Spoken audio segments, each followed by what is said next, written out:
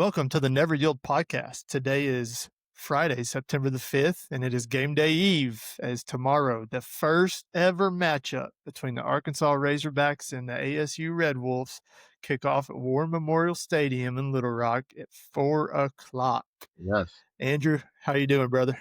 Doing good. Little tired at the time of recording this. I had my fantasy football draft last night.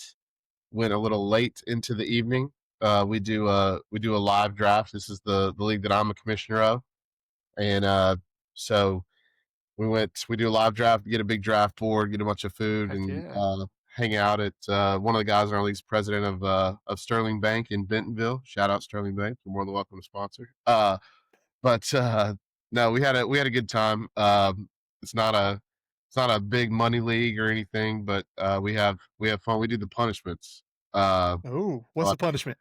So I think winner takes home about like $400. So it's not like a huge chunk of change. It's not nothing, but yeah, it's more about don't finish last. And so this year, it's a little bit exciting, but also terrifying at the same time. So previous to last night, I was not privy to the information that anybody can play in a U.S. Open amateur qualifying tournament. And so if you finish last, I'd be finishing last on purpose. well, so several of us had that thought, and I was like, and my wife Brooke was like, "You're gonna finish. You're gonna tank on purpose and lose." And I was like, you know what? My whole life, I have wanted to play in a golf tournament like that, just to be inside the ropes and playing, with with a lot of intensity and high pressure situation. But then I was like, dude, once the morning of, I'd be excited all the way up until the morning of, and then you get there, you check in, you get your number, you head out to the range and just look at all these dudes hitting flush shots, and I'm going out there just barely even can stretch and topping balls and duffing them, and that's when the bubble guts would start churning, and I think I'd have maybe some nervous some puke out there. I don't know, but yeah. So this year ninth place has something to worry about too, because ninth place, it's a 10 team league, so second to last, they've got a caddy for that person and wear the full Masters caddy uniform. So Wow, heck uh yeah. so yeah, So anybody can just try to qualify? You I just have sign up on the internet and go out there? not Google searched this, but according to several of much better golfers than me, said that yes, you can. Wow, interesting. Who's your first pick last night? Let's see. I had the third overall pick. We're a super flex league, so you can play two quarterbacks. I took Josh Allen Okay. because quarterbacks are kind of a premium in that league. So I went Josh Allen, and then I caught Amon-Ra Alright. St. Brown on the back end. Okay, nice. So I won our fantasy football league last year. Okay. First time I've ever won it. Okay. Um, and I don't know if this is a good thing or I don't know, but I resigned. I went out on top. Oh, you just okay. I just said, "Boys, see ya. All I'm right. done." And I think a lot of it is because I do enjoy fantasy, but as I've said before, I enjoy more gambling on games. Uh-huh. And whenever I have bets going on, and then survivor pool picks, and then on top of rooting for one player to get some yards, but I bet on the other team, so I don't want him to score, and then I'm Uh-huh. caught in between. Yeah. Like, it was just too much going on. Yeah. And so I just kind of had to weigh kind of what was more entertaining and more fun to me. So Yeah. I got the big payday, and I There you go. said deuces to There the you go. fantasy football world. So you can never take the championship away from me. There you go. Um, so getting into some news since Tuesday, it was announced that the Razorbacks are gonna go play Texas Tech in Las Vegas in Yes. 2030 Yes. or 2030. That's only 5 years from now, even though it sounds like forever. I know. And then they're doing a home and home after that. Um, hey, if the Never Yield Pod is still kicking in 5 years, Viva Las Vegas. Hey, What do you say? I'm so down. Yes, put me there. Have you been? Uh, yeah, I've not been to a game there, but I've been to Vegas a couple times. And Yeah. last time I was there, they were building Allegiant Stadium, so it just looked like a huge black bubble out there that was just standing out there in the desert. So, Yeah. um, yeah, I asked our Uber driver, I was like, "Is that the new Raiders stadium?" He's like, "Yeah, that's it." And so, yeah, it was cool to see Oh, last it's time we were there. one of my favorite places in the world. Love Las Vegas. And obviously for multiple reasons, but um man, it's just like the only place I've ever been that truly is larger than life. Like Uh-huh. just looking at the casinos from the strip and looking Mhm. down the strip, it's just unbelievable. Words, pictures, videos don't do it justice. Yeah, The people watching is first class yeah, entertainment for free. yes, Um, but the main reason I like it is because me and my wife can go, and she hates gambling, and she Mhm. won't gamble a dollar the whole time we're there. She Same. won't step in a casino, and we can have a good time for 3 or Mhm. 4 days, and there's plenty of restaurants, shopping, shows, then I can go do my thing in the casinos if I want, and, I mean, I don't know, I just love that place, so I'm really excited about that. I wish it wasn't Texas Tech because 'cause we've played Texas Tech I several know, yeah, times, you know. I'd kinda like to see a different kind of opponent, but yeah, Yeah, I you mean, know, we'll we take played him when they had Mahomes, yep, and then we played him down there in Lubbock when Alex Collins just ran crazy on him. yep, And we played him in the bowl game, so, yeah, I'd prefer it be somebody new, but, hey, I can get a chance to go to Vegas and watch the Hogs, count me in, brother. yeah. I mean, that stadium looks awesome. And let me ask just a real quick opinion about Vegas trips because it's the one place that I feel like I've been, and I've been on two very different trips to Vegas, but uh, both times I feel like after like 3 days, I was like, I've never been more ready to go home. And I'm normally the guy that anytime I go on vacation, I was like, dude, I don't want to leave. I was like, can we extend our stay a couple days? Like whatever we're doing, wherever we're going, I'm never the one that's ready to come back. For whatever reason, both trips to Vegas, and again, very different trips. Both of them after like 3 days, I was like, man, I'm exhausted and I'm ready to go home. No, that's spot on. I've been that way. I've been 4 or 5 times, and that's that way every time. Yeah. I don't know what it is, but it's just if you do Vegas right, whether you're there with your spouse, a bachelor party, whatever, if you do Vegas right, you don't go to bed till like 2 or 3 in the morning Right. because Yeah. the city doesn't even start until midnight. Right. And so it doesn't matter what the occasion is, like it just drains you because you're up so late and you're so out of whack. And Hmm. yeah, like 3 or 4 days is all you need there. Right. Well, because everything's so expensive now. I mean, Yeah. the way we do Vegas, like we eat good. We don't do the whole cheap, go to In and Out and the $4 buffet. You're Like not doing like the we eat. $4 buffet? Come on, man. No, we're going to Gordon Ramsay's Okay. steakhouse, and we're doing that way. So yeah, it gets expensive too. So you do have to, yeah, 3 or 4 days is max in Yeah. Vegas for sure. Something else I want to talk about real quick before we move on. So report on three came out today with a report that the boosters in Alabama are already conspiring behind the scenes Oh, you know that. um, to figure out what they're going to do with Kayla DeBoer's buyout. And then Andy Staples came on and talked about the buyout was specifically structured in installments through 2030. No matter what year he gets fired, if he ever does, the buyout's paid in installments of 2030, so they don't have to come up with the money in a lump sum. Okay. Um, and so now the boosters are like, "Oh, that's easy." Yeah. So I think the seat was already hot for DeBoer, but anytime you got reports like this coming out that the deal was structured in a way almost where he was set up to be Right. fired from the beginning. Yeah. I think that's very very interesting and just says a lot about this. Unless he goes wins the SEC, this may be it for Kalen DeBoer. Yeah.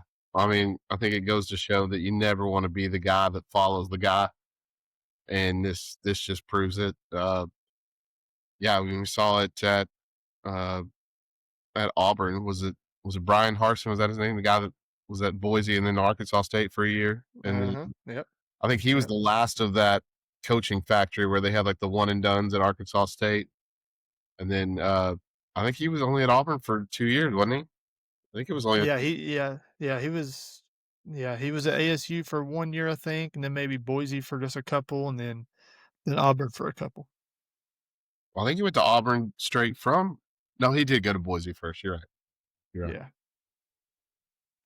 But yeah, it's just crazy how to see who's pulling the strings and how quick they're already moving. And Well, yeah, it's one thing to read a rumor on Twitter or something, but when a reputable source like On3 is reporting it, yeah. I think there's some legs to it.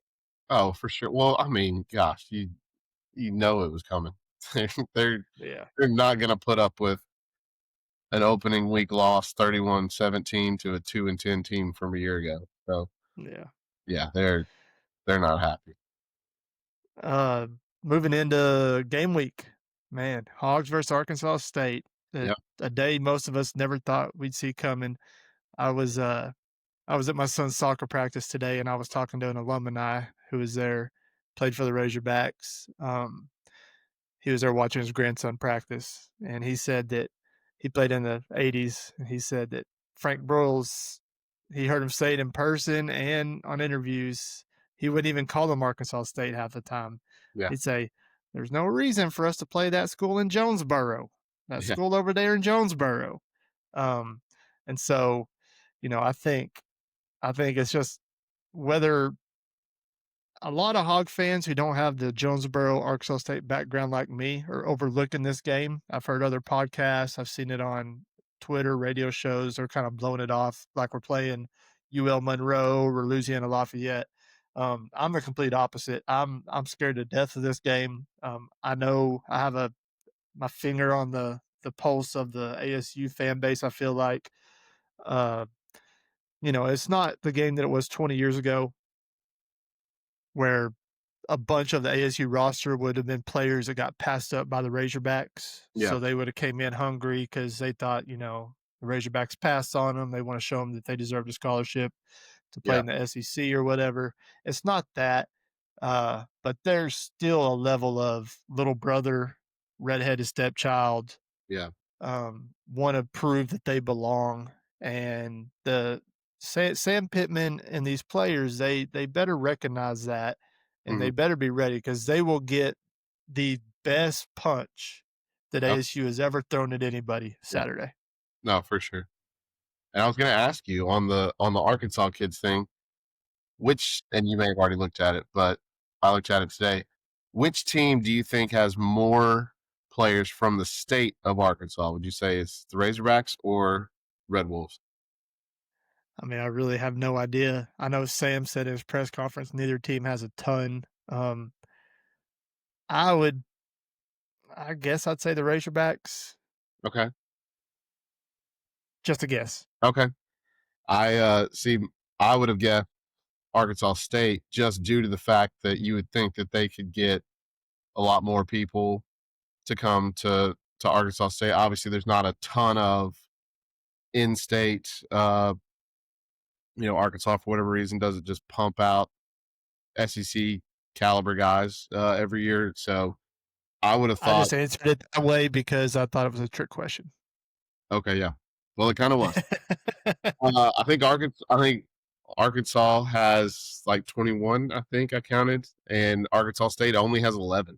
I was Wow. I was pretty shocked that it was almost double on the Razorbacks. Because, and again, it feels like we've missed out on a lot of guys, or just not recruited guys out of the state recently. But I think we've gotten several guys back in the portal that maybe didn't start their career here, but have come back that were in-state guys. So Yeah, that's kind of surprising that, but I did see that Arkansas State, the Hogs, I included hammered Sam and the staff for how much turnover we had on our roster. It was the mhm, most in the SEC by a lot. yeah, But I think Arkansas State almost doubled ours. Like they had like 65 or 70 new players on their roster this year. Yeah. So yeah, it's just the world we live in. Yeah. I do think Sam's been very he's said the right thing so far about the game. He's shown a lot of respect to Arkansas State. I know he's nervous about it.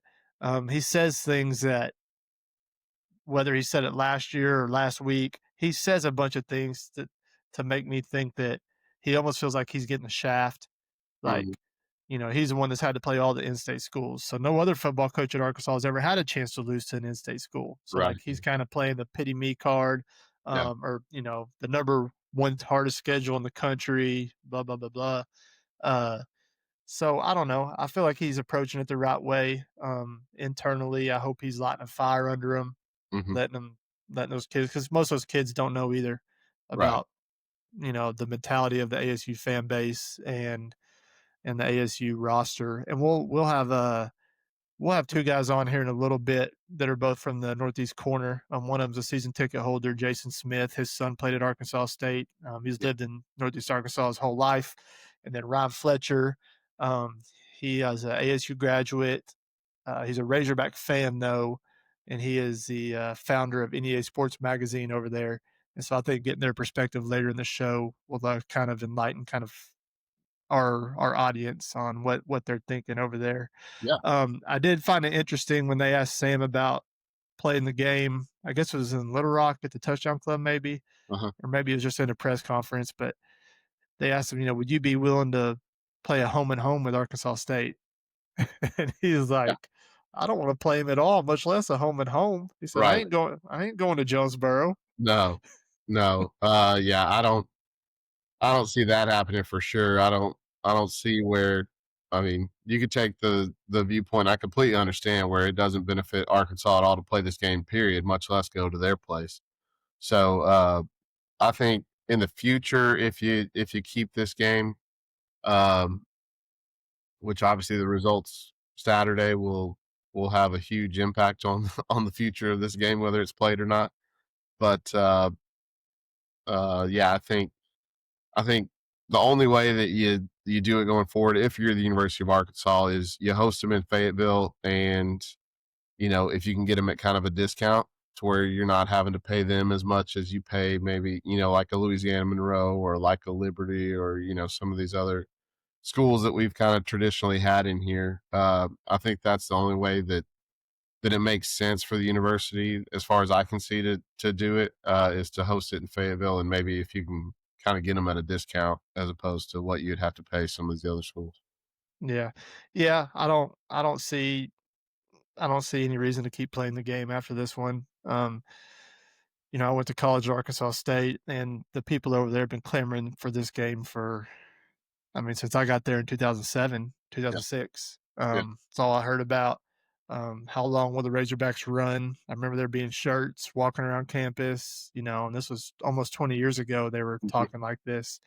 Uh, and so I don't know. I could just talk about my personal experiences with the ASU fan base. Most of them are good people, but there are some that are radical, which all fan bases have those. yeah, Um, but there's just you know the when I would wear my Razorback gear on campus, you would think I was walking around holding up a,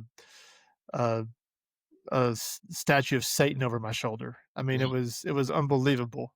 The looks I would get, the comments I get from people I never knew, the arguments we get on.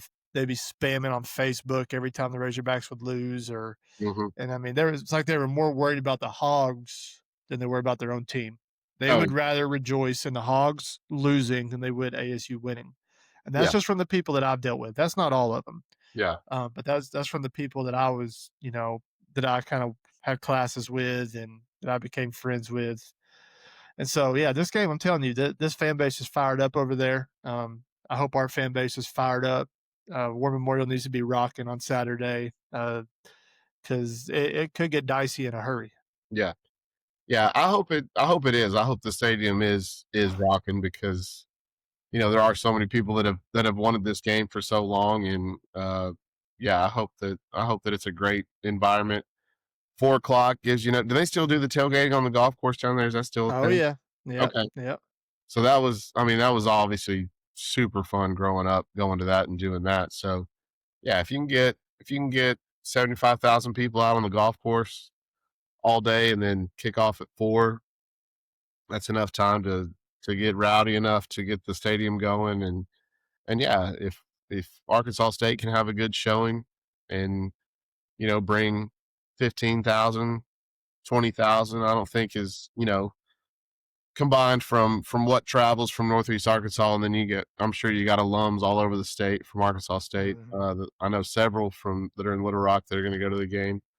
So, yeah, I hope it's a great environment. I hope it's rocking, and again, I hope that we are not overlooking this team at all, just because we've seen that it can go south. I am happy that it's happening this year. If you'd have scheduled this game during the Chad Morris era, I don't think we win this Oh. shit.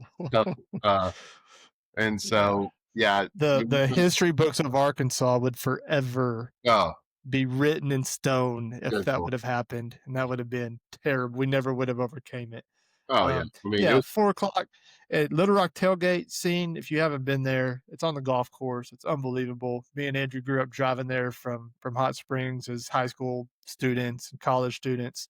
Um, man, if a 4 o'clock game, if the average adult tailgater is not at least 8, 9 bush lights deep, you haven't done your job, Razorback fans. yeah, yeah, yeah, yeah.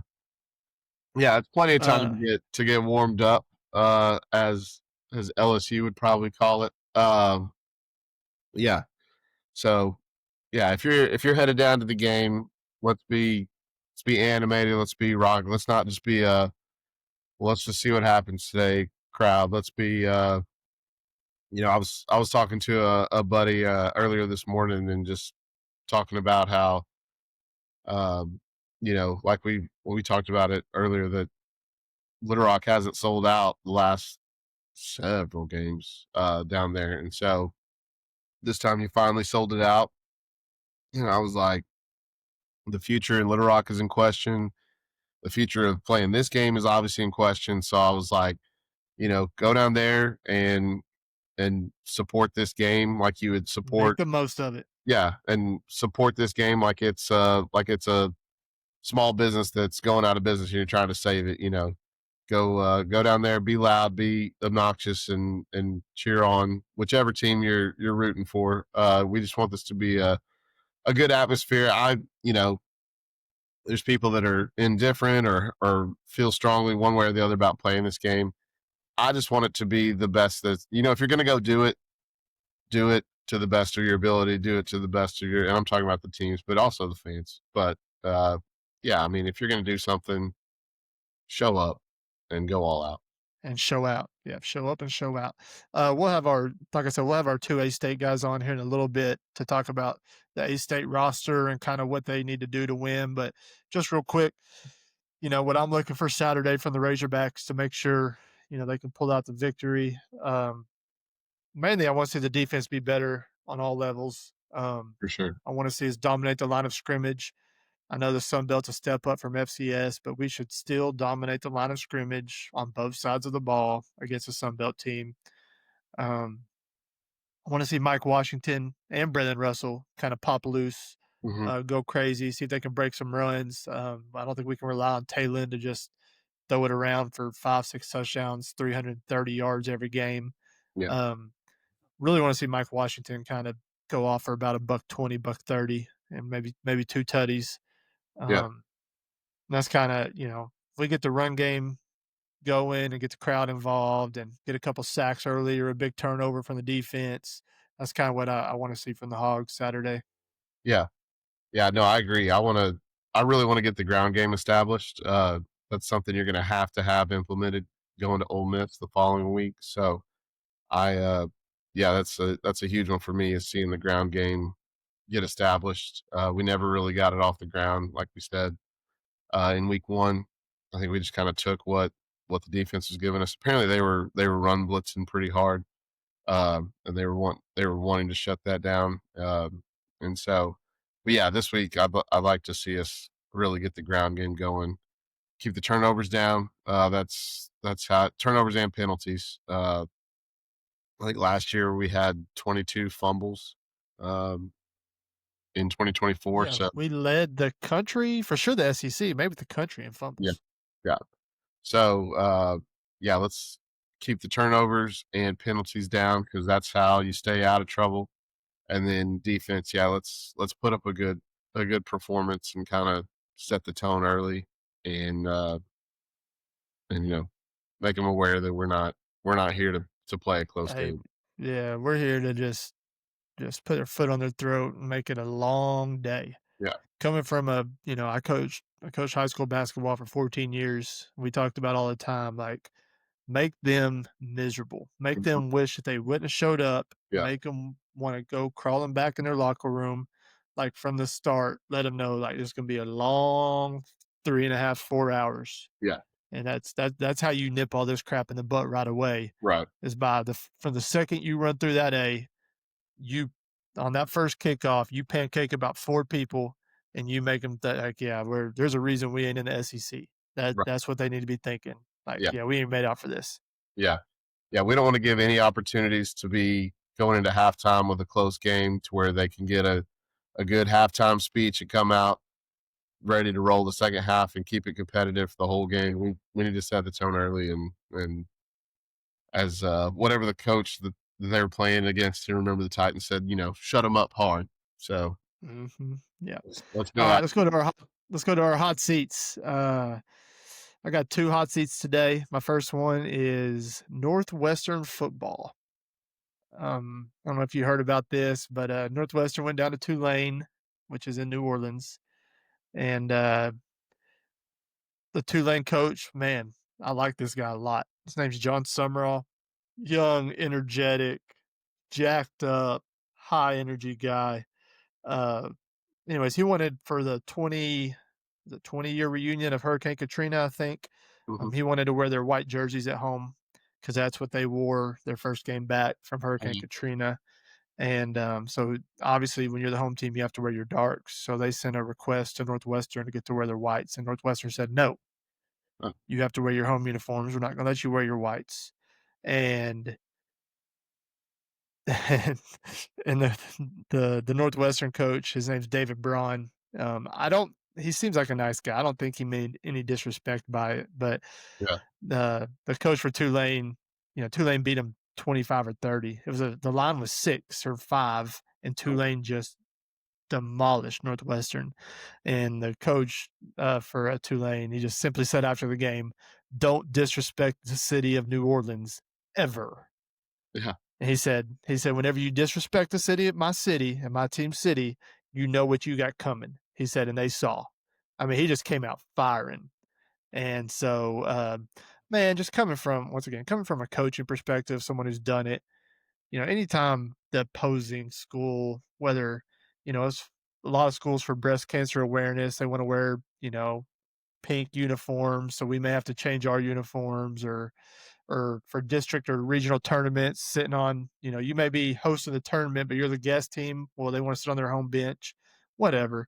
Like, there's just some battles you don't want to fight, I feel like. And Northwestern found out the hard way that you get one way to fire up a team and a coach is by not letting them pay respect to their city, to the biggest disaster that's ever happened. yeah, And so maybe some other schools will learn from David Braun's mistake. My first hot seat though was Northwestern football. yeah, yeah. That's tough. Uh, my hot seat, I only brought one today, but uh, NFL kicks off this week and this weekend. So go Birds! We're gonna drop the banner on the Cowboys, the Super Bowl champion banner on them tomorrow. So that's not the hot seat, but the hot seat is the Red Zone channel. I don't know if you're a fan of that. Uh, where you can.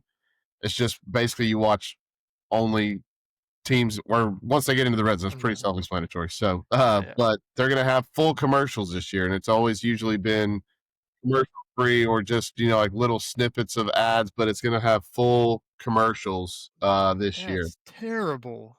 And I don't think it's surprised to say that ESPN bought the rights to Red Yeah. Zone, so probably has a lot to do with that. But Yeah, I love watching Red Zone. When my team's not playing, it's a lot easier to keep up with, Your fantasy for fantasy, sure. Yeah.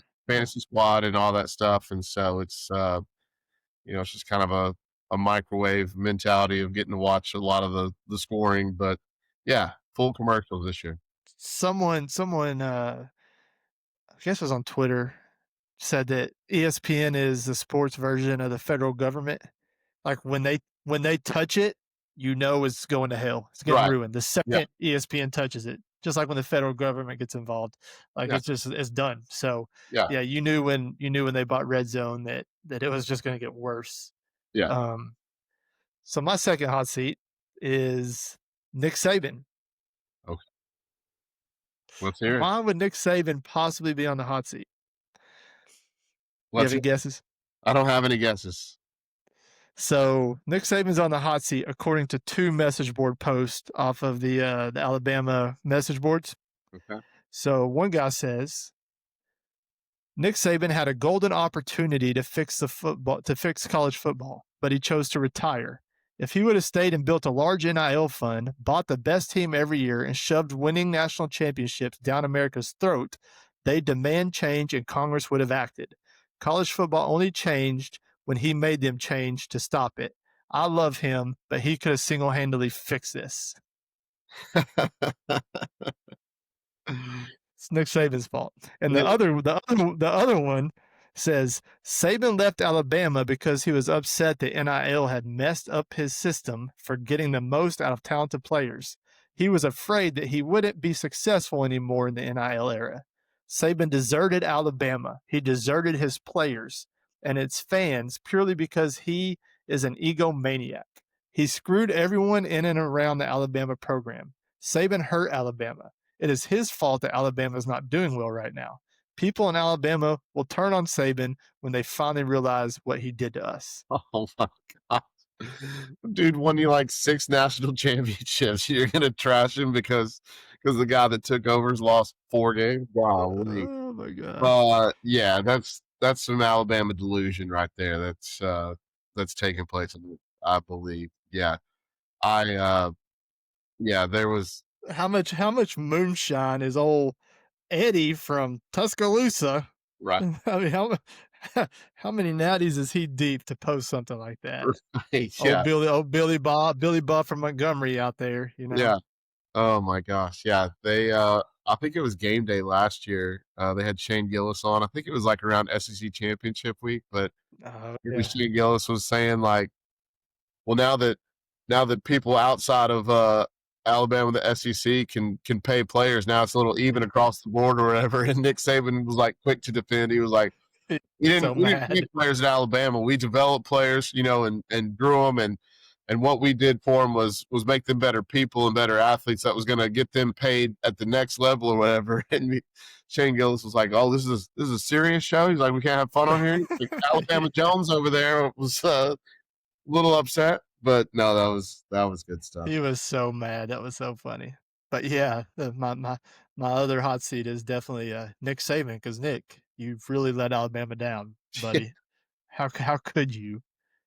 Going to our shout outs. Okay, I've only got one shout out.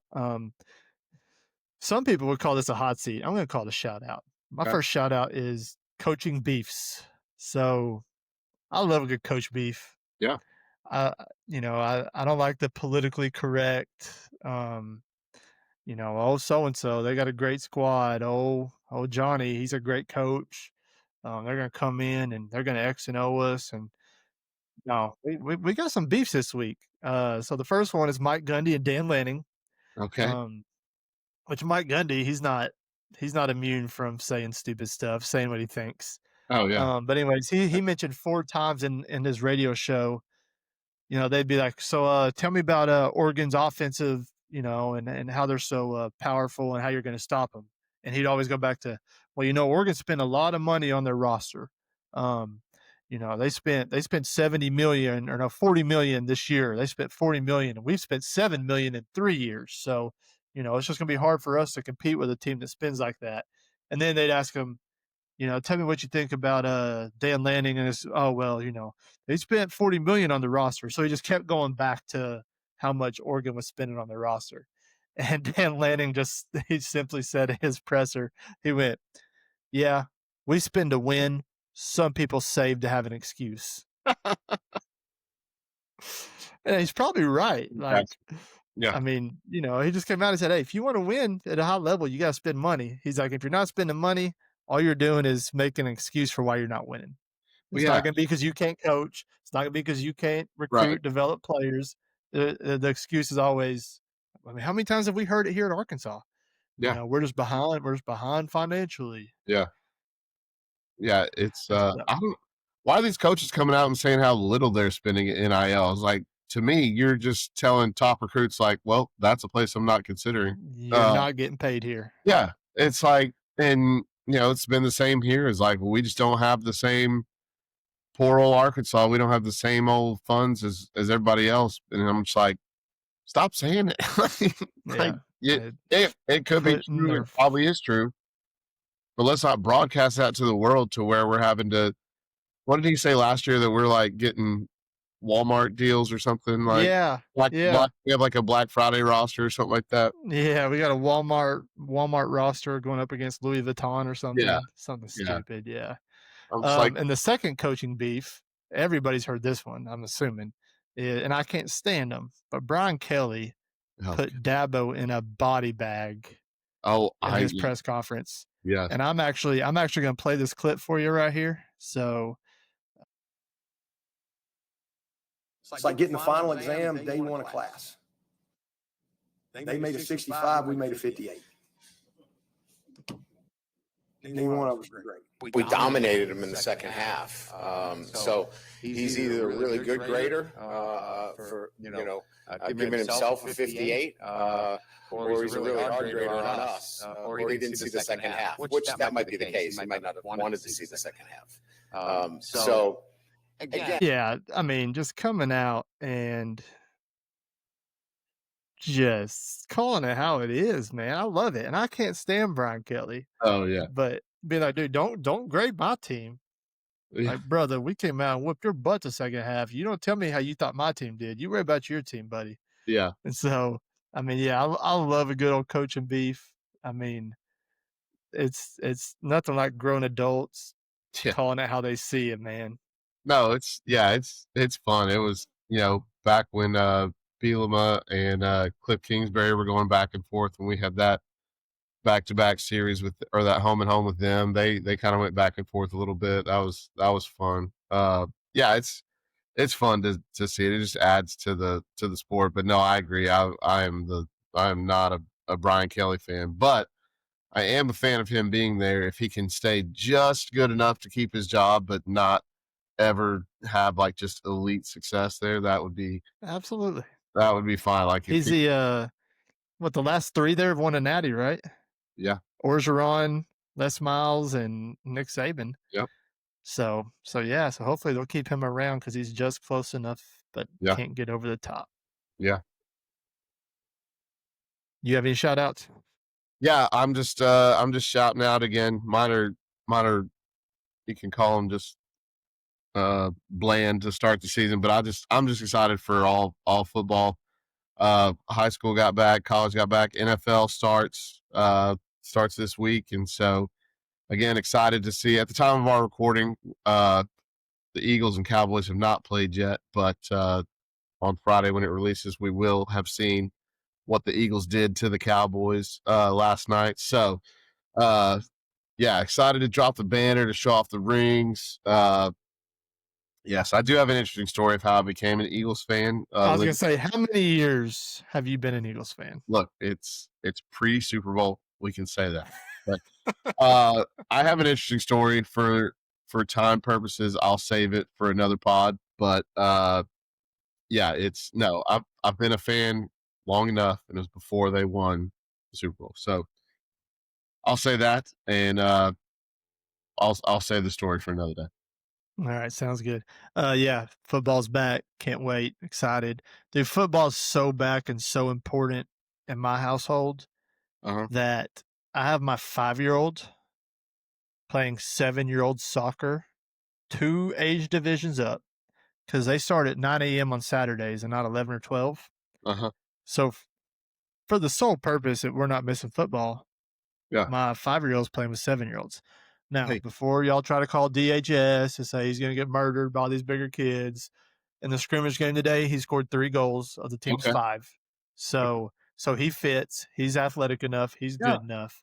But yeah, I mean, I'd be lying if I told you there wasn't a little bit of me that put him up was solely so I didn't have to miss 11 a.m. kickoffs. For the betterment of the family, it's better for him. He's playing up in the division, so yeah, it'll work out for him. Now, are we doing soccer long term, or is this just kind of a gateway to? Man, soccer, dude. Listen, I don't know what offsides is. I don't know anything about soccer. I know Ronaldo and Messi. That's it. I don't watch it. It's not even a real sport as far as I'm concerned. Actually, I take that back. We're a huge soccer podcast, so make sure all you soccer fans out there are tuning in because we love soccer on the Never Yield Pod. Yeah, we'll have some soccer tapes. But no, dude, soccer is a great sport for little kids because all you do is run, and it teaches you how to run, how to compete. There's not a bunch of whistles being blown, stop and play like in basketball, or just standing around like in baseball, which we play baseball and basketball too. We do it all. But soccer is a great entry sport for kids just because you just run, chase the fastest kid with the ball. Yeah. So yeah, that's soccer for us at our house. Okay. All right. So at this time, we're going to bring in a couple guys with Arkansas State ties and Jonesboro ties and kind of get their opinions on the game. So we now have on 2 very special guests from the northeast corner of the state. We have Jason Smith. Jason is a season ticket holder for the Arkansas State Red Wolves.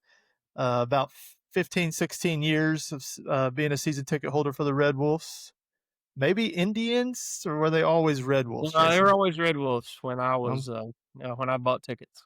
Okay. And then we have Ryan Fletcher. Ryan Fletcher is the CEO, president of NEA Sports Magazine in the Jonesboro, Northeast Arkansas area. Ryan is a Arkansas Razorback fan that lives in Craighead County in the midst of the Red Wolf faithful. So we thought it'd be good to get his perspective on this game coming up on Saturday. Guys, I appreciate you guys joining us. We're just going to start firing away some questions at you guys, trying to get the other side of all this and kind of what you guys see. Ryan, we'll start with you. I know me and you, Lord, it's probably been 15 years ago now, went to a Razorback Club meeting in Paragould. It was right when Chad Morris and Hunter Yurchek got hired. So that was not 15 years ago, maybe 7, 8 years ago. 2017-ish, somewhere in there. Yeah, I don't remember when Chad Morris got hired. But you asked Hunter Yurchek directly, will we ever play Arkansas State? And he looked you in the eye and he said, we will never play Arkansas State, correct? He did say that, yes. And here we are, 8, 9 years later, about to play the ASU Red Wolves in Little Rock. What made you ask that question that day at the Razorback Club meeting, and what's your opinions on that? That was a big point of discussion for Razorback fans living in Northeast Arkansas because we've always had to hear about it. And with him being a new athletic director coming in, didn't really know what his stance was. He had no Arkansas ties, which obviously I don't like. But so that made it just a point of emphasis for a lot of Northeast Arkansas Razorback fans.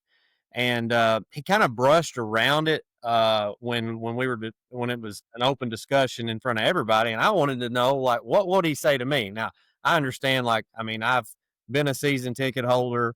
I've donated a minimal amount of money compared to big boosters. So, he could lie to me and it's not a big deal at all. But that's what he told me, point blank. And, and obviously this game gets scheduled out. It didn't get scheduled yesterday. It got scheduled several years ago. So, it wasn't much longer after that things changed a little bit.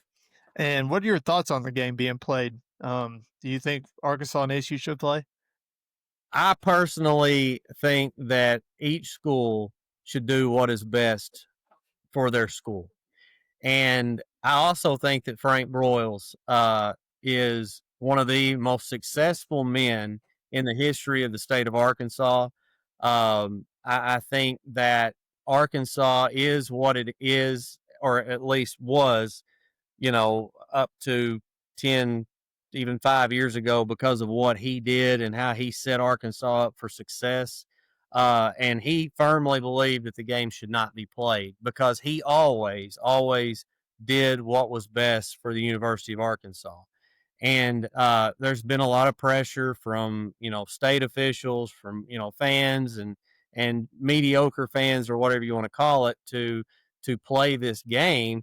And again, you bring in a guy that has no ties to the university, probably getting hit hard by certain people. There have been congressmen and senators and governors and everybody that have kind of weighed in on it. And apparently, per the press conference that Sam Pittman did a couple of days ago, they went to Sam the first year that Sam was hired, and Sam said, I'm a new coach. I'm just gonna pretty much do what I'm told. They said, you have a problem playing the game? And he said, no. So, but me personally, no. I think that this is a no-win situation for Arkansas. I don't think it is as bad now as it used to be, just because of NIL. You are going to bring up the fact that, gosh, guys, used to the ASTATE roster and the Arkansas roster was made up of probably 75% Arkansans. And now it's probably just quite the opposite of that there are barely any Arkansans playing on either team. And so, it's different now, but I still think, as Sam said in his presser, all the pressure's on Arkansas. And this is, at least certainly for A-State fans, for a lot, I shouldn't say all, but for a lot of A-State fans, and I don't think Jason's one of them, he might tell me I'm wrong, but for a lot of A-State fans, this is a World Series ball game for them. This is what they've been waiting for. I was born in 1986, and I'm pretty sure they've been clamoring for this for longer than that. But I go back to the fact that these players, it's not quite the same, because there were players that played for Arkansas State back in the day that they would have died to get to play this ball game, and that part is not the same. Yeah, I think at this point, I do think it's a bigger game for the fans and the players right now. I think the players probably on both sides look at it as just another game. Jason is a Arkansas State season ticket holder and fan. What is kind of the pulse of the fan base? What are you hearing from other season ticket holders, boosters, other fans about this game Saturday? Yeah, I think Ryan is right on the fact that it is a big deal for the Arkansas State season ticket holders, the Alumni Association, boosters. I think it's a huge deal. I do think, though, and first let me back up a second. I am an Arkansas State fan. I'm a Razorback fan, and I'm a UCA grad, and so I support all of them. I really do. So I personally, just as a sports fan and a college football fan, I'm excited as I can be for this game. I think that it's a really big deal for the Red Wolves, in that it does get a lot of eyeballs on Arkansas State University and the football program this weekend in the state of Arkansas, from all corners of the state. Whereas, if they're playing Michigan like they played last year or 2 years ago against Oklahoma, Northeast Arkansas they're glued to that game. Maybe a little bit of coverage in Central Arkansas, but that's it. This weekend against a P4 opponent, all eyeballs in the state of Arkansas are on them, and so that's exciting. Now I will say this: I believe that the general consensus would be that they'd rather win a Sun Belt championship than beat Arkansas. But I also know that, me personally, and I think I probably am in a majority here, if we could win 8-9 games and beat Arkansas, and maybe Lafayette or Texas State wins the West, but we still go to a bowl game and we got to win over Arkansas, then I would take that 100 times out of 100, because that would be a really special year for Butch Jones and the Red Wolves. Yeah, that's well said. So, Ryan, Jason said that, he supports Arkansas and ASU. You don't feel the same way. Why can you not be a fan of Arkansas State as well as Arkansas? And I want to say this, and I've never hid this. I went to Arkansas State. I paid tuition to go to Arkansas State. I'm still paying that tuition to one there. And a lot of times that gets thrown in my face. You can check the record books on that. I'm sure they got them, but I helped their graduation rate and and posted a decent GPA. So I feel like I kind of held up my end of the bargain on that. But some around think that, well, you went there, you should root for them. But I mean, the deal is, guys, you grow up in the state of Arkansas, and majority of people in this state are Razorback fans, and that is including this side of the state, including Jonesboro. Now, there are a good number of Arkansas State fans in the Jonesboro area, but I would bet a good amount of money that there are as many Razorback fans in Jonesboro, Arkansas, and certainly within, a 25 to 40 mile radius. Now a lot are like Jason and they like both teams and try to support both teams. I think this game potentially, certainly if it were played out and continued to be played, that would be, I think that would be bad for ASU in the long run. But you ask why I'm not, and it goes back, to I'm a diehard Razorback fan. My family has been that way, and there are a lot of families in the state that are like that. But you hear the phrase, "How long will the hogs run?" And that is a shirt, a logo, a hat that was sold through the late '80s, I believe, '90s. Probably one of the best-selling pieces of merchandise that they had there for a while. You bring in mid to late '90s a guy by the name of Barry Sellers that did a sports talk show. Wasn't on for very long, but I mean, he ran his show off of hating Arkansas. And so you hear that as a kid growing up. And then a good friend of mine, Bud Schropel, who's had the longest running sports talk show in Northeast Arkansas, I think the second longest running sports talk show in the state. He started his entire program day one with that very topic and bashing Arkansas. And I can tell you, and he'll tell you this, the majority of his callers throughout the last 26 years are Razorback fans. So, you continually hear that rhetoric over and over from A-State fans about, how they hate Arkansas. And let me again say this, there is a radical fan base that thinks that. I think that this game will bring some more of that out. Not everybody thinks that, but there's a lot that do. And of course, social media comes around, forget talk radio anymore. And that just amplifies the whole thing. And it becomes a scenario of A-State's playing, but I know diehard Indian Red Wolf fans that are on their phones checking the Razorback score and posting during the middle of an ASU ball game. Something I think of, I think it was 2007. Steve Roberts is the coach. They make a bowl game. It's probably before Christmas that it was played. I don't remember what it was called. Jason, you might be able to remember that. But New Orleans Bowl. Okay. And so they open, I think it's probably ESPN, opens the broadcast, and there's a daggum sign that's all about Arkansas before they start their bowl game. So it's just, when you're, as a Razorback fan, when you're continually surrounded by that, I've always despised Arkansas State. I mean, there's just no other word for that. Now, I want to say this, as I've aged, that's kind of went down. I'm a huge Northeast Arkansas guy. I love Northeast Arkansas student athletes at the high school level. And there are a lot of guys that go to play for ASU, including Jason's son, multiple kids from around this area that I've covered.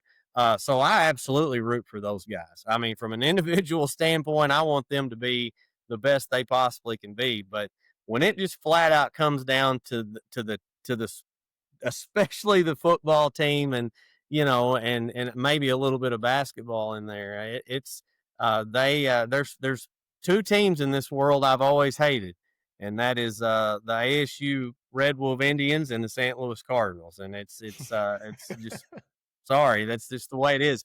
And I promise you, and maybe I'm part of that radical Razorback fan base when it comes to this topic. And let me say this, both fan bases have really, really radical and dumb fans. I tend to think I'm realistic when it comes to how good or bad the Razorbacks are going to be. But when it comes to this topic, I've tried to calm myself over the years. I'm not overly excited about this game, but, you know, I see myself going to Little Rock Saturday and, you know, probably getting fairly a high blood pressure going into it. Yeah, and I echo a bunch of what you say. I'm an Arkansas State graduate also, and I can only talk from my experiences. You know, I went to my first Razorback game when I was 3. Family has season tickets. Grew up going to watch the Hogs. A bunch of my friends all kind of got together and decided they were going to go to Arkansas State to go to college. 2 of them played football there. My roommate was one of them. And I just kind of decided to tag along. And so I was shocked that when I got on campus, and I don't even think I did it on purpose. I wore a Razorback shirt, not even thinking one day, because that's all I had in my closet. The comments I got from people that I've never seen in my life, you know, why are you wearing that shirt here? You're paying money to ASU. You shouldn't be wearing that shirt. Why don't you go to Arkansas? Blah, blah, blah, blah. And then I remember when the Buffalo Wild Wings opened in Jonesboro and they had a Razorback or something in there. You may have to correct me on this, but no, it was a framed. It was either a Ryan Mallett or Tyler Wilson jersey. Yeah. And the ASU Radicals went nuts. And guess what? Buffalo Wild Wings took it down. Yeah. I mean, I remember, and they may put it back up now. But I'm glad you brought that up, Kelby, because that makes me think of 2 things. There used to be a store in Arkansas, in Jonesboro, a very successful store that sold Arkansas gear, sold a lot of NASCAR stuff. This was late 90s, early 2000s. They were open for a long time. And they sold Arkansas State stuff too, but they were known as Arkansas fans. That store got vandalized more than stores over in bad parts of Memphis. From Arkansas State fans. And I've got friends, lady, very famous lady from this area that calls local radio. She's had her home vandalized. So and here's the deal. I say that our fan base burnt down Brandon Allen's truck after a football game. So again, let me say it's there's radicals on both sides, but just to emphasize your point of that, I wanted to say that. Yeah, well, and like I said, I'm just going from personal experience. I've been removed from that part of the state for 15 years now. So, but I mean, we used to get in Facebook arguments all the time with Arkansas State fans, and they were, you know, when Arkansas would lose a game, they would be in our comments and in our mentions just hounding us. When we lost to Louisiana Monroe, I mean, it was unbelievable, my Facebook with Arkansas State fans. And stuff like that just is what sat with me as a low 20s, you know, immature kid that just wanted to argue and fight all the time. And that's kind of what's boiled my disdain for the football program. I worked for the basketball program. I worked for Dickie Nutt and John Brady at Arkansas State. I loved watching Coach Hodgson's team play last year, the basketball team. And so, you know, it's more just football than anything for me. But yeah, I'm excited. I'm probably more excited than the average person. I'm nervous. I'm scared about it. I've told Andrew that Tuesday on the pod that I think this game's dangerous. This 23.5, I think, is way too many. And because if ASU comes in and wins this game, it's going to be, as a Razorback fan that has Jonesboro ties, it's going to be a nightmare for me and you both, Ryan. It'll be awful. And so, anyways, moving on from that, Jason, I want to kind of talk about Bush Jones and kind of, you know, got Cincinnati, Tennessee, went to the, you know, Nick Saban coaching school of rehab at Alabama, learned under the GOAT. And then he comes to Arkansas and, you know, you'll know better than me and Andrew, but, you know, they haven't been unbelievable, but they've been competitive and they've been going to bowl games. And kind of what's y'all's pulse on Bush Jones and where he's got the program at?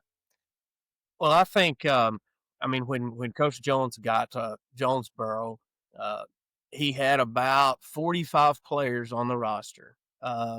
Coach Blake Anderson, and it wasn't all his fault. I mean, he was dealing with a lot of personal stuff at the time, but it's almost like that he and his staff forgot to recruit one entire season. And so Coach Jones came and the roster was gutted.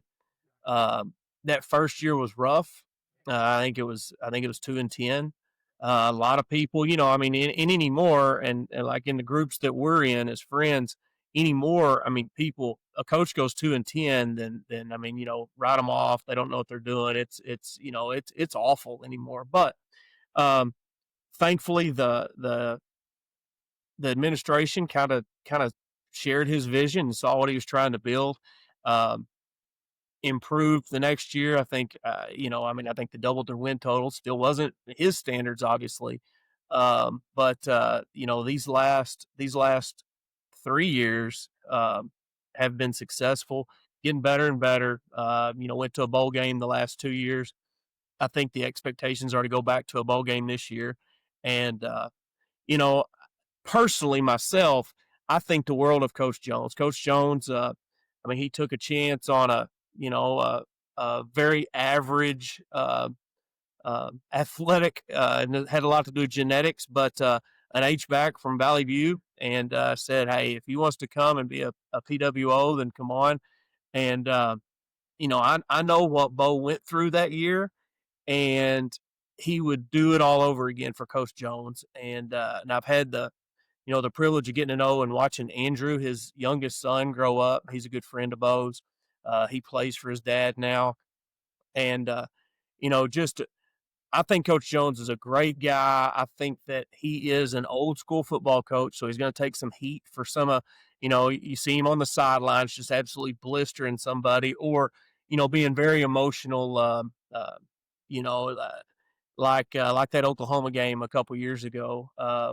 And you see that, you go back to when he was at Tennessee and the champions of life stuff, and people love to say, their opinion on that kind of stuff. But we've all been coaches, and, hey, the Joker won 10 games at Tennessee, and he's won everywhere he's been. And to me, I think that the fan base has endeared themselves to he and his family. And in his family, Coach Jones has been offered, I don't know where. You never know the truth, but I believe he's been offered P4 jobs the last couple of years, that he has stayed in Jonesboro to let Andrew finish, and now Andrew's playing for him, and I think Jonesboro's home for the Joneses.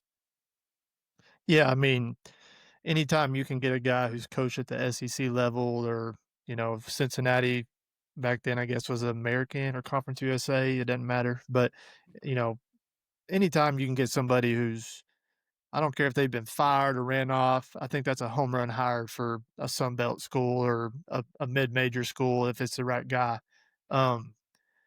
Ryan, what's kind of your thoughts on where the Razorback program's at right now? The Hogs and Sam Pittman, and kind of your thoughts on kind of where we're at. As I've gotten older and I've been around guys that are my relatives that have coached, and friends that are coaches, I have a lot of respect for that profession and what they do. It's not easy to do, especially right now at the collegiate level, because it is truly more like a professional setting now, where you deal in NIL, and you're as good a lot of times as how much money you have out to dish out to go out and basically buy players. And I know that that's been a problem for Arkansas here lately, in comparison to some other schools. How in the heck Ole Miss manages to go out and have the money they have in comparison to what we have, I at least over the last few years, I don't understand that, because I've always grown up knowing the different, rich folks that donate and support at Arkansas. But I think it's an old school philosophy that they've had, and some have yet to kind of change that mentality. I've seen the absolute worst error that I can ever possibly think of, and that's counting the 90s when I was a kid, and I heard about that being bad, and it really was nothing in comparison to that putrid era that Chad Morris put us through. I think Sam has done a tremendous job of taking that just disaster that he inherited and turning that around. And I'm telling y'all, that is the it was most awful. embarrassing Yeah. level of Razorback sports I have ever witnessed, and I hope to goodness we never do that again. So I'm kind of being conservative still with Coach Pittman in that I'm scared to death to go backwards and go back to that. Surely that's not possible, but it is.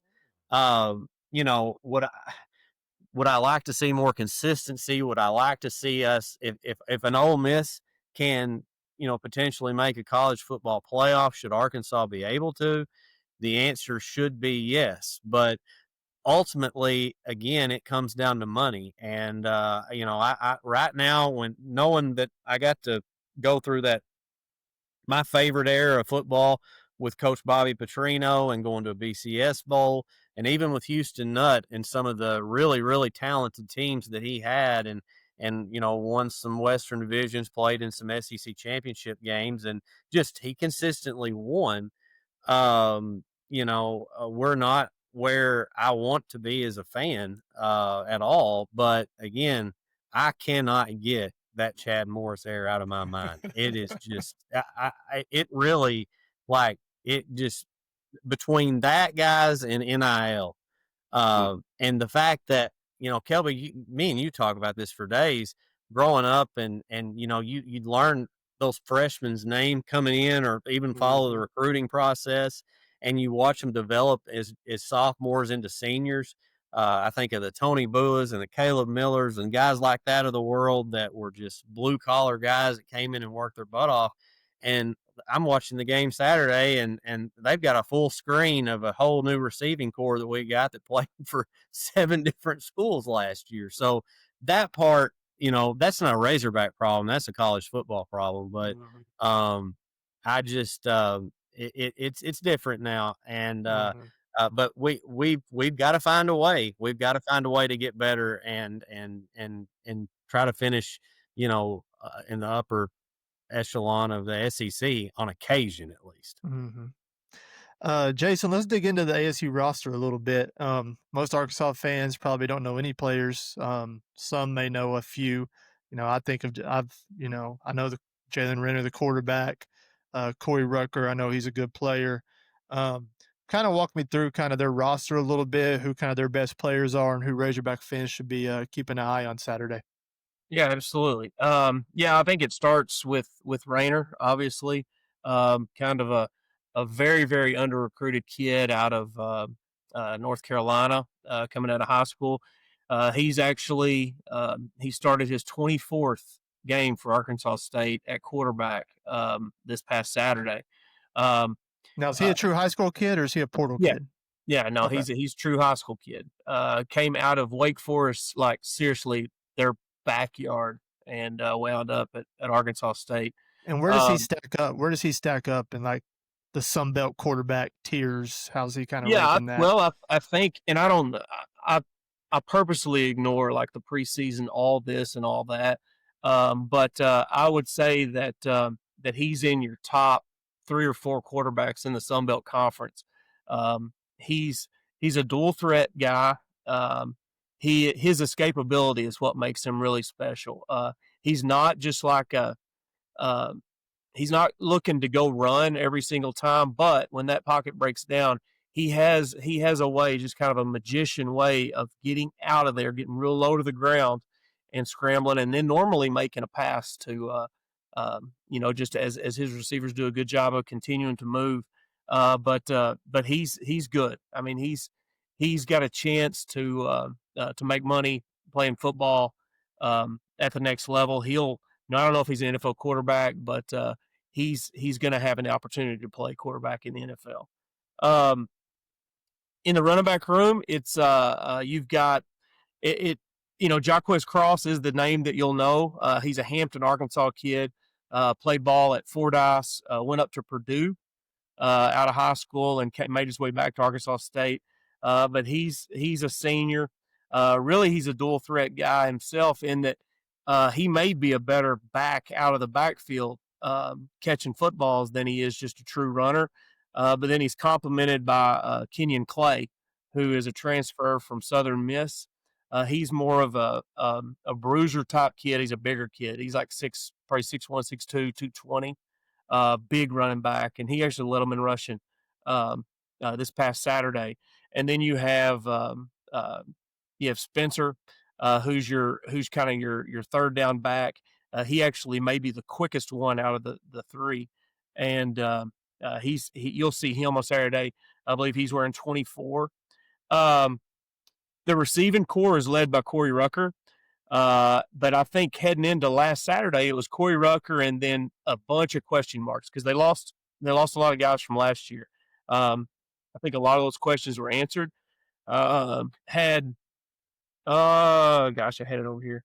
I think we had 11 different receivers catch a pass, which for a G5 school, that's pretty impressive. Rucker, he got going in the second half. He's the all-time leading receiver in Arkansas State history.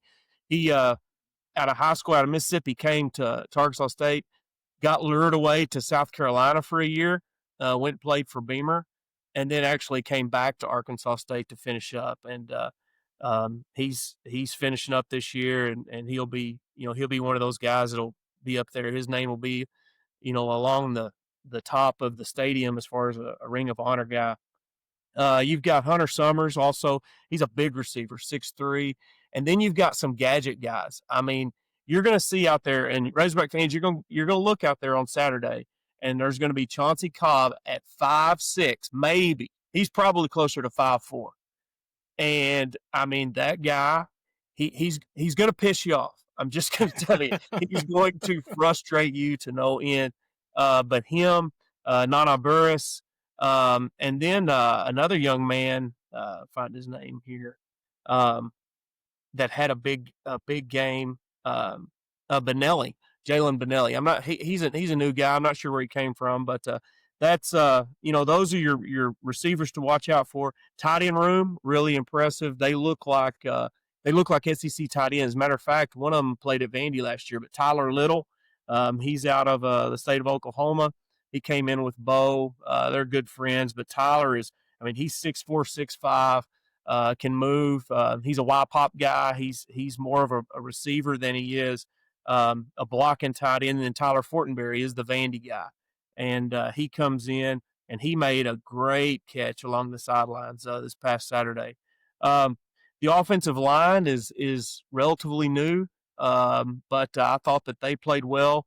And then on the defensive side of the ball, and I'll get quick with this, I mean, honestly, they returned one starter, one guy who played meaningful snaps off the defense, hit the portal hard. I believe we talked about it. They have 69 new players on this roster that weren't on the team last year.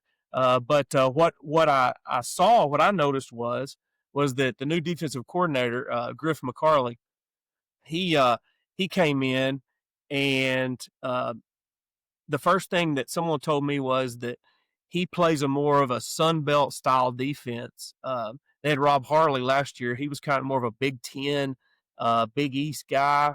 He had those big, slow middle linebackers and stuff, kind of smash mouth. But what I saw Saturday was I saw smaller, quicker guys with tree trunks for legs. Playing a lot of those linebacker and safety spots. The D-line, I thought they looked pretty good. But it's a bunch of new guys. I mean, Brian Whitehead is a returner, but other than that, it is guys that on Saturday I was having to look at my phone because they don't give you the old piece of paper anymore with the roster. Yeah. So I have to, I'm looking at my phone like, where is this guy from? But they looked fast. The defense looked fast. The offense, they're going to try to get you out in space. I think that going back to about this game, Arkansas, when they've played UAB or Western Carolina, I think that they may have overlooked those opponents. If they overlook this Arkansas State team, and I don't think that they will, I think that we're going to see a high-level football game on Saturday. But if they overlook this Arkansas State team, then they are very they're very explosive, and I think that defense can get some turnovers as well. So if Arkansas plays their best, ASU plays their best, then I think it probably could be a 3-score game, a 2-score, 3-score game. If one of them lays an egg, Arkansas State is capable of beating Arkansas, but if Arkansas State lays an egg, then Arkansas is capable of putting 50 on them. That's kind of the way I look at it. Yeah, that's a great breakdown. I appreciate that. I'm going to ask us a couple more and let you guys get out of here. I'm going to ask Ryan from the Razorback side, then Jason from the A-State side. Ryan from the Razorback side of things, where what worries you about this game Saturday? What do the Hogs need to do right to win the game? Kind of what needs to go right for Arkansas to make sure they take care of business? Well, first off, I think that Sam Pittman's approach to this game in his press conferences and everything, and one of our local radio guys, Cade Carlton, who does a great job down here, he mentioned there's been no message board material put out there by Butch Jones or by Sam Pittman. Sam, I listened to his press conference. He showed nothing but respect to Arkansas State. He talked about how they have a very good quarterback, as we've already mentioned. They've got speed and got athletes. So, from that mentality, I like the way he's going about that. Now, what worries me about this game is that I think of previous games under Sam Pittman in the past where we seem to want to play up or down a lot of times to our competition. I think of the game Petrino. What was the Missouri team Petrino was coaching a few years ago? Missouri State. Thank you. And then I think of Liberty with Hugh Freeze there. I mean, these are games that these guys are sitting waiting on, and these players are sitting waiting on because they're the biggest games on their schedule. So, hey, and it's a moneymaker. Don't forget that. I mean, Arkansas State, those guys on Arkansas State, I mean, they get seen on Saturday, then they may have an opportunity to make more money next year. I mean, that's just the reality. So that in itself is an issue, and Sam better have them prepared. Because if he does not have them prepared, they will lose Saturday. This is, for me, I really do think almost unless Arkansas hangs 50 on them, and I don't think that's going to happen, and it is a 2-touchdown ball game, players aren't going to really care about that as much. But from a fan base standpoint, Arkansas State's still going to be in that ear the whole time. Like, I mean, you're the great almighty Arkansas, and and we're supposed to be the redheaded stepchild, and you snuck past us. So, there's always that element of it too. But there's reason to be concerned if you're an Arkansas fan. But, if they go out there and they play a good ball game, and they don't absolutely just let Rayner go crazy, and they can find ways to get to him, I think that's a huge key, and it's not going to be easily done. I think they'll be in good shape, and Green needs to have a good ball game. I mean, he needs to. I don't want to see one of these games where he comes out flat. This needs to be a good game for him, because if it's not, then it's going to be close, and you don't want to be close in the end against a team like this. Well, and if it's close even at halftime, the players feed off of the crowd, and they can feel when the crowd's anxious. They can feel, when there's muttering going on in the stands. And so I will tell you this. If Arkansas loses this game, and let me also throw this in there too, we're playing at Memphis this year. We're playing ASU at Little Rock in a dump, and then we're going to another dump, probably the second worst stadium in the South, to play Memphis. If we lose this game, or maybe even that Memphis game, which very well could happen, I want Hunter Yurachek gone so bad if that happens. I have just lost all faith in Hunter Yurachek, and I had some at one point, but he is not a Razorback, guys. He's not a Razorback. All right, there's Ryan's hot take. I like it. I was going to say, Jason from the Arkansas.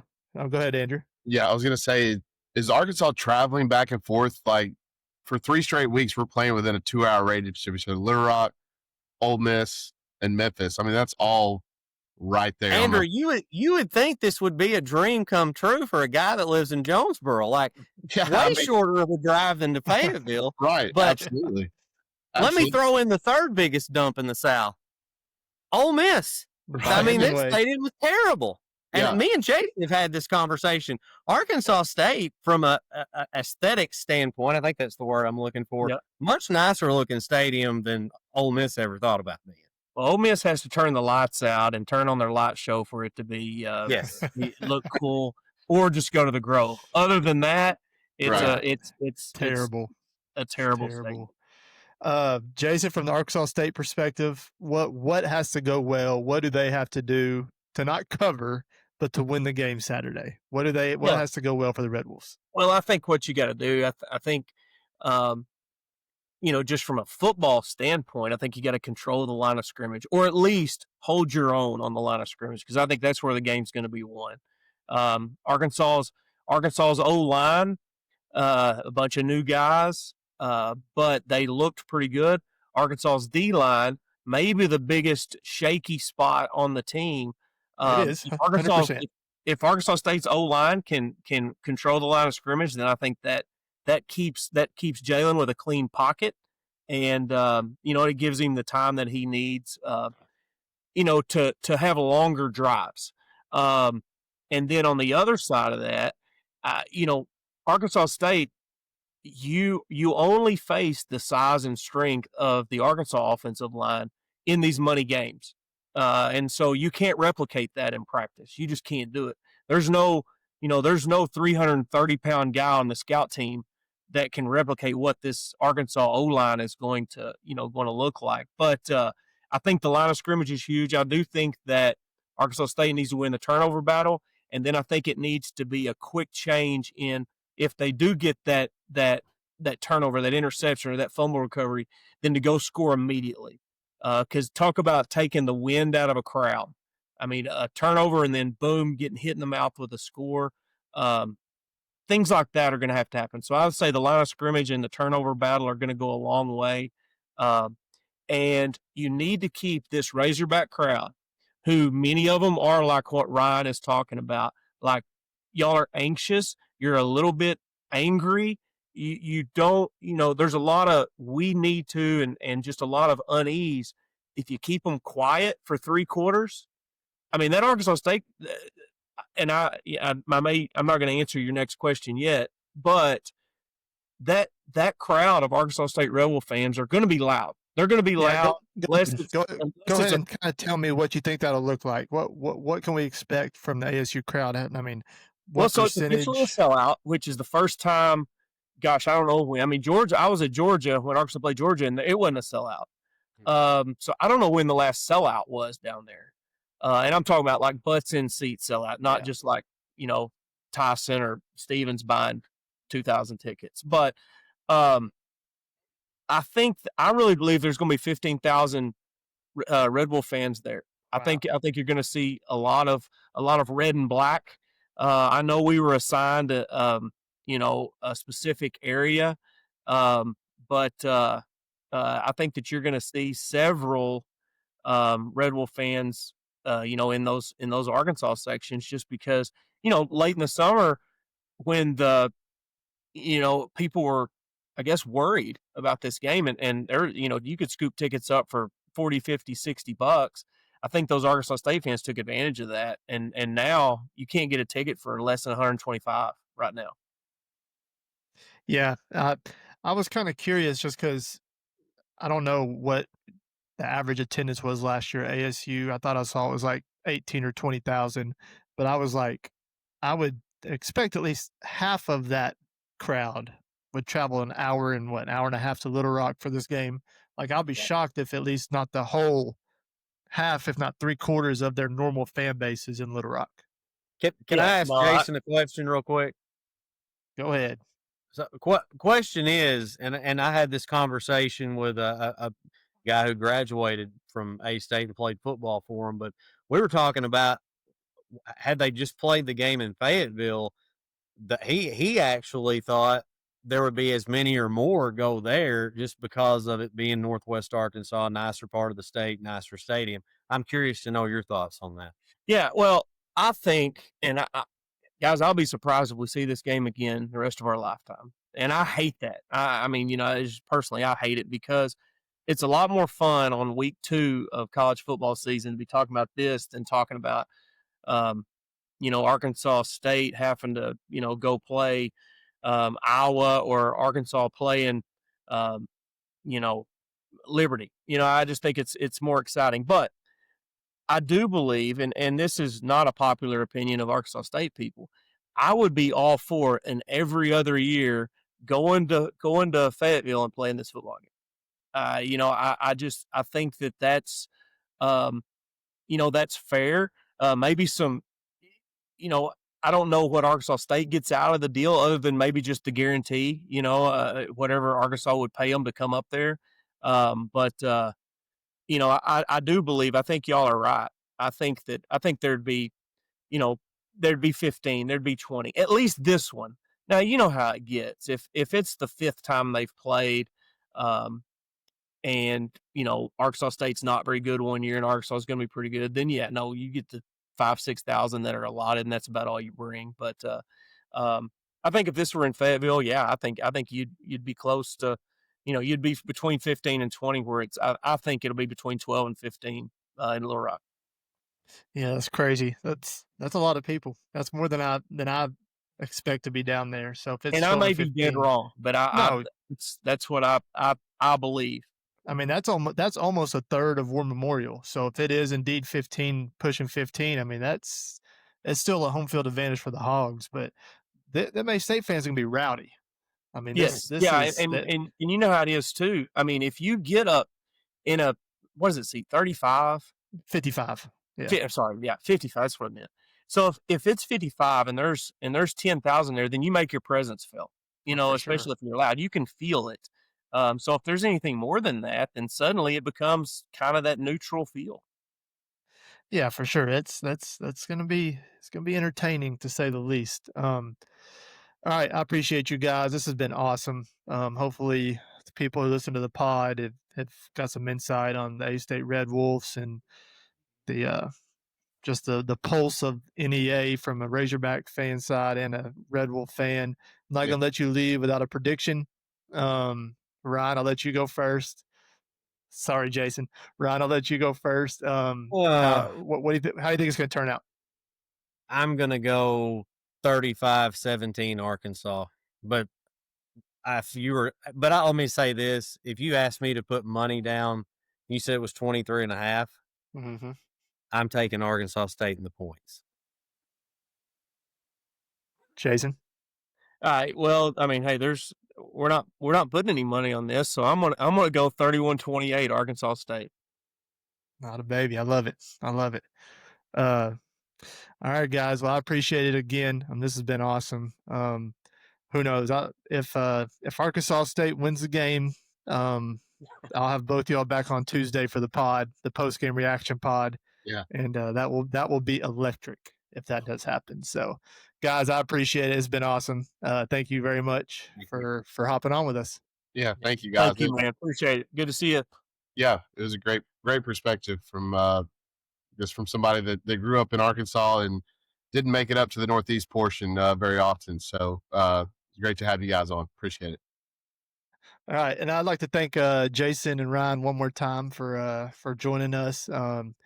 That's a great information, and from kind of inside their perspective of their corner of the state and their fan base over there. All right, so now we will move on to our picks. So week 2 of our against the spread picks here. Yes. Boy, 0-5 for the gambling aficionado. Wow. I can assure you I did not go 0-5 this week 1 of betting. Actually, almost came out 500. Little bit in the red. Not too bad though. But yeah, if I would have only made these 5 bets from week 1, I would have been eating some beans and rice all week. And the newbie 4-1. What'd I say? You called it. You called it though. Yeah. I did scrounge up a couple pictures from the high school days. I thought the fans and the loyal listeners needed to see Oh see yeah, how handsome we were back in the day. yeah. I don't If know. anybody, Was this picture before or after you passed me on the double yellow and got pulled over? I actually told that story not too long ago. This would have been that picture would have been a little after, I believe. I think the beard had filled in a little more there in that picture, but yeah, that's a good story. Yeah, got pulled For over. another day. Mom and Dad, if you're listening, I didn't get pulled over for going 75 and a 40. Never happened. Never Yeah, happened. never happened. Never happened. My first pick is over 62 in the Arkansas ASU game. I just think I'm not sold on our defense yet, and I could see something in the ballpark of 45 to 21 or something, which would Okay. get us over 62. Or it could be 38 to 35. Who knows? But I see a lot of touchdowns, a lot of offense scored. New Mexico State Aggies plus 4.5. They're playing Tulsa. That's just kind of a pick that somebody I respect that I follow on social media. It was someone they bet, so I'm telling that. Ole Miss minus 10 against Kentucky. I know it's at Kentucky, but Kentucky is about the only reason Ole Miss didn't make the college football playoff last year, and that was a really bad loss for Ole Miss. Yep. And I think Lane Kiffin said something in his press conference he just said, "And you know who we play next week."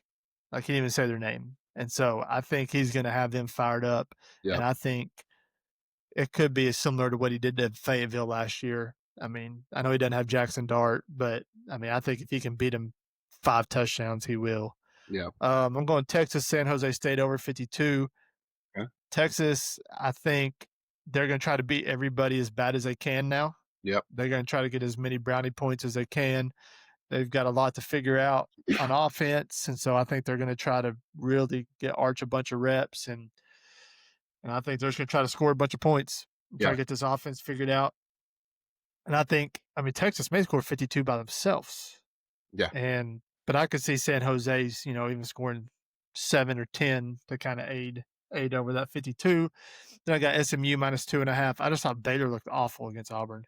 And so I'm going to go with the fighting Rhett Lashleys to cover the 2.5 and beat Baylor by a field goal or more. Walk me through your picks. Yeah. So I've got UT San Antonio over Texas State. They're getting 4.5 points. I think they'll be able to handle Texas State. I've got West Virginia getting 3.5 over Ohio. I think that's a pretty small margin. It should just be West Virginia should be able to line up and get 4 points on Ohio. I've got South Florida covering the 17.5 against Florida. They're going to the Swamp. I don't know if you caught their game against Boise last week, but they put it on Boise. And I watched their bowl game last year. I kind of like what their coach is doing with that team. They're kind of an exciting, fun team to watch. I may have Florida on total upset alert later when we do our week 2 picks. So we'll see. I've got Arizona State getting 6.5 at Mississippi State. I don't think Mississippi State is just quite there yet. They may prove me wrong on Saturday, but I'll take ASU, Arizona State, ASU getting 6.5 at Mississippi State, and then I'm taking Michigan to cover the 4.5, and I'm going to have them outright winning at OU. And furthering the Big Ten's thought that they are better than the SEC, but I'm gonna take Michigan for now. It's getting to a point where it's getting hard for us to argue that. I'm trying. It really is. We need the bottom half of the league to show up and show out. Yeah. So once again, we'll keep track of this all year. I know it's only week 1, Andrew, but I would say if you blow a 4-1, you got a 4-game lead right now. Mhm. I mean, I would say that's. Can you call that a choke? Or are we too early to start calling chokes if you blow this lead? We might. How many necklaces am I wearing in that picture there? One of those, I guess. Golly. Those graphics are some good finds. If you're only listening on the pod, you might want to check or don't check out the YouTube and see these graphics that he's put up of us from way back in the day. That's right. So we've added one other thing to our Friday show. We're just trying to appeal to as many audience people as possible and to as many listeners and viewers as we can. Not everybody's into sports betting or even understands what a +4.5 or a -6.5 is. And so we just thought we would also just do some normal straight up picks, college game day style. Yeah. We'll also tally those too. We think that'll be a fun change of pace and something different. So we'll pull those up and we will go over our picks. So here's our week 2 picks. These are just straight up winners, college game day style. Andrew, I'll let you kind of go first and talk us through this. All right. We actually kind of go back and forth for each matchup if you want. First matchup, we got Illinois. I think they're ranked number 11 at Duke. I'm taking the Illini, the Fighting Brett Bielema's. Yeah, man, this was the only other one I kind of didn't know which way to go. It's only a 3-point line. It's at Duke.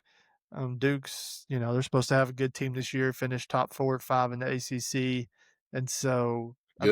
I think it's a really good quarterback. I think it's it's gonna be close. I'm gonna give it to Illinois, just because Brett. I mean, I don't hate Brett. I know we didn't leave on good terms, but I think he's a good Big Ten coach, and I'm gonna go with the Illini also. All right. Week 2 is always I've never understood why they play this game week 2 every year, but Iowa State. I just don't know. I don't know enough about Iowa. Usually I kind of have an idea that their offense is terrible. They beat people 17-10, 14-10. That's but I haven't seen them enough yet. I haven't seen them at all yet. I'm not sure kind of what their identity is, if they've gotten any better or not. Iowa State's, they've got one good hard game under their belt against Kansas State, so they've played a tough opponent. And so I'm going to go with the Cyclones. I too am going with the Cyclones. I just think they have those have got to be 2 of the longest tenured head coaches in the country, maybe of anywhere. So but they both got their programs kind of where they want them. I just think Iowa State has a little bit more, and they're at home, so I'm taking Iowa State. Next up, we got Oklahoma State. We had this the coaching beef going here. Oklahoma State goes to Eugene, Oregon. You giving Oklahoma State a shot? No, not even a slightest. Okay. I think Dan Lanning, especially after the comments about they're only winning because they spent $40 million on their roster, I think Oregon is going to roll, and he's going to make Gundy like it, and you may or may not see some fireworks in the post-game handshake. Yes, I will take the Fighting Ducks as well. I just think post NIL, OSU's been inconsistent at best, so. Yes, give me the Fighting Ducks of Oregon. And then next up, we got Ole Miss, as we just mentioned, going to Kentucky. A little rematch from last year. Kentucky got the best of Ole Miss and probably kept them out of the playoffs.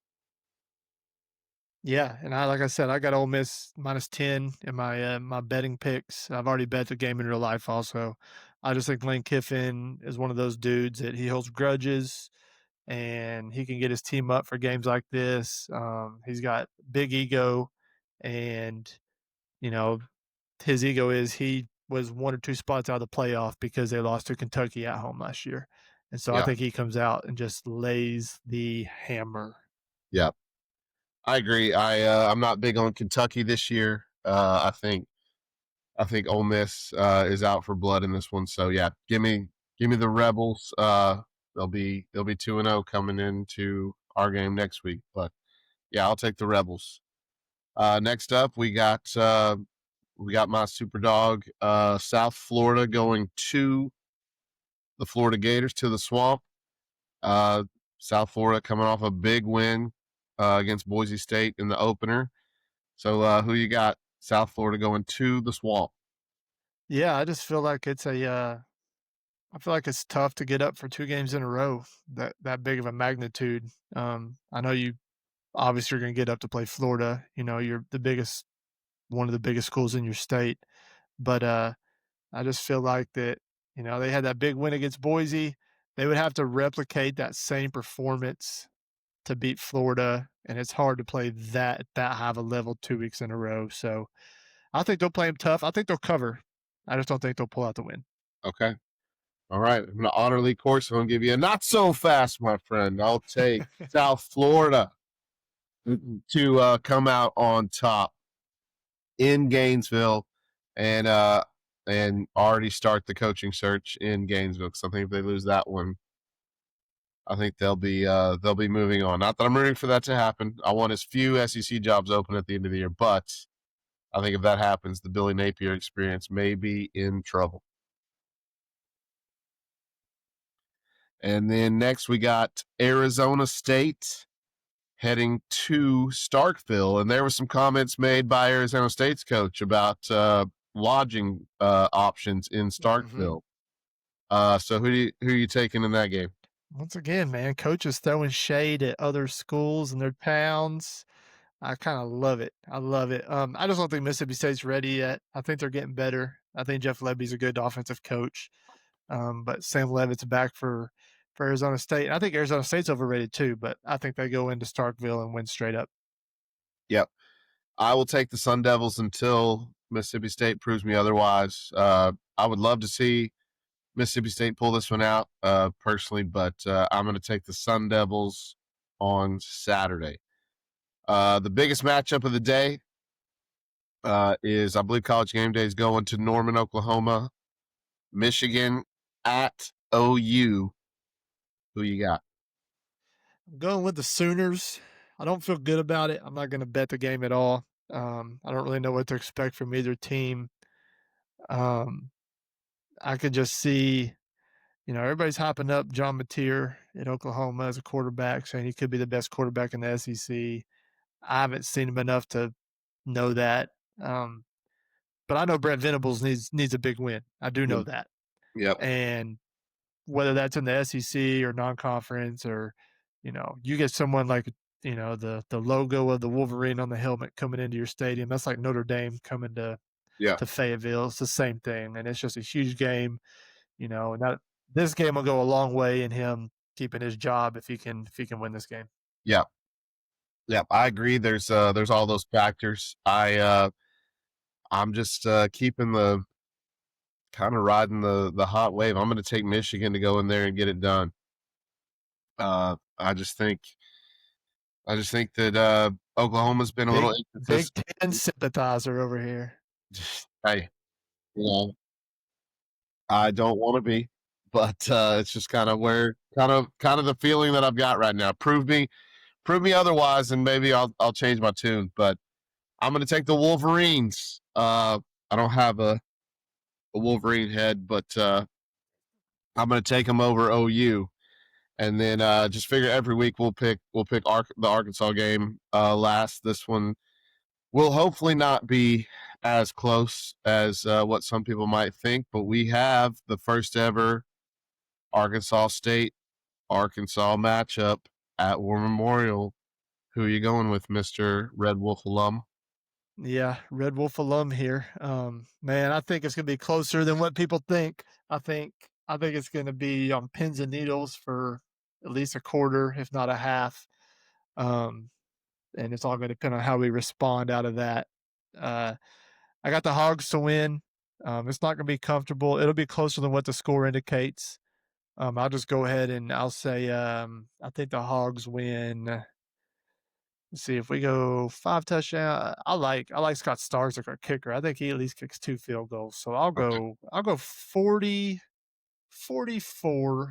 to 24. 44 Arkansas. Okay. Closer than the experts think. Okay. All right. I'm going to go Arkansas.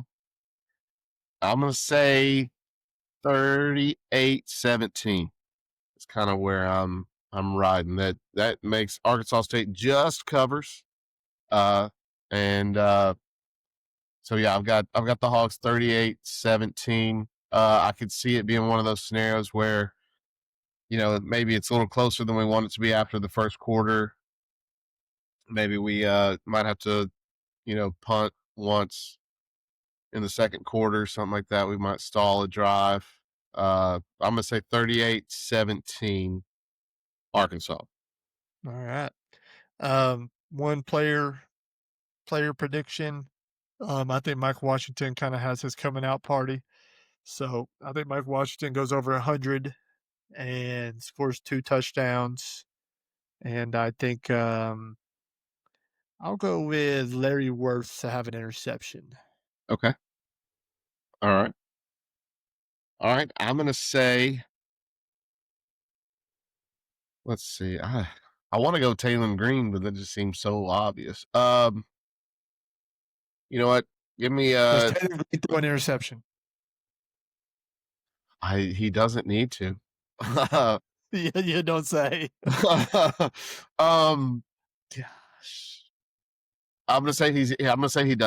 I'm gonna say he doesn't this week because he needs to keep the interceptions down because he might have 1 or 2 against Ole Miss. So yeah, I'm gonna say no interceptions for Taylor Green. I'm gonna go 3 passing touchdowns and 1 rushing for Taylor. Big day. And then we just need to get the ground game going with Washington and Braylon Russell. I'm gonna go Braylon Russell gets a touchdown as well. And Mike Washington needs to, but I'm gonna say Taylor passes for 3, rushes for 1, and I'm gonna go Braylon Russell gets at least 1 rushing touchdown. And give me 2 turnovers for the defense. I won't say what they'll be, but give me 2 turnovers. I hope so. We need them. All right, we're officially on game eve watch here, and so it's time to get rested up. And once again, your boys head down to War Memorial, so I'll be down there, boots on the ground. Should I take a sign? It's like "Never Yield Podcast." Tune in and just hold it up while I'm walking around the golf course. I don't hate it. I would love. We need to get some merch. We need to get Yeah, we do need. Hey, I'll get on that this week. Okay. Next week. I'm on it. Okay. But yeah, so anyways, once again, thanks everybody for tuning in and continuing to like and watch our content. You can find us on YouTube, Spotify, Apple Podcasts, Facebook, Instagram, Twitter, social media. Like, subscribe, tell a friend. Andrew, send us home, brother. Yep. Hey, till I find a better slogan, let's stay classy and never yield out there. Go Hogs. Go Hogs.